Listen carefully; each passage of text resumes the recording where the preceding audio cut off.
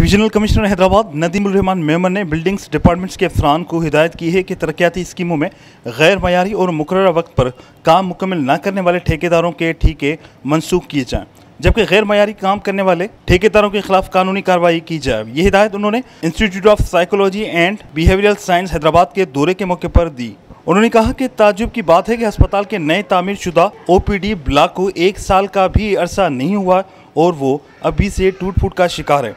ऐसे ठेकेदारों और तस्दीकी सर्टिफिकेट देने वाले अफसरान के खिलाफ कार्रवाई की जाए।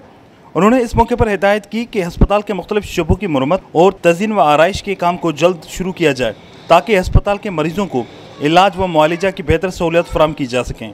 उन्होंने अस्पताल के मरकजी OPD ब्लॉक में सफाई सुथराई के नाकिस इंतजाम पर अस्पताल इंतजामिया पर अपनी बरहमी का इजहार करते हुए कहा कि अस्पताल में मौजूद अमले को इस बात का पाबंद किया जाए कि वो मरीजों को साफ सुथरा माहौल फराहम करने को यकीनी बनाएं। इस मौके पर अस्पताल के MS डॉक्टर सईद आमिर दबीर ने डिविजनल कमिश्नर हैदराबाद को अस्पताल की कारकर्दगी के हवाले से ब्रीफिंग देते हुए कहा कि यह अस्पताल पूरे एशिया में टॉप 3 अस्पतालों में शुमार होता है।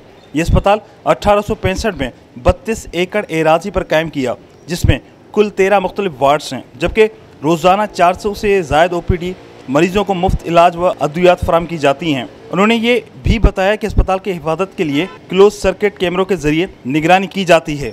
बाद डिविजनल कमिश्नर हैदराबाद नदीमुल रहमान मेमन ने मुखी हाउस म्यूजियम का दौरा करने के मौके पर कहा कि यह हमारा कौमी विरसा है, इसकी देखभाल हमारी जिम्मेदारी है।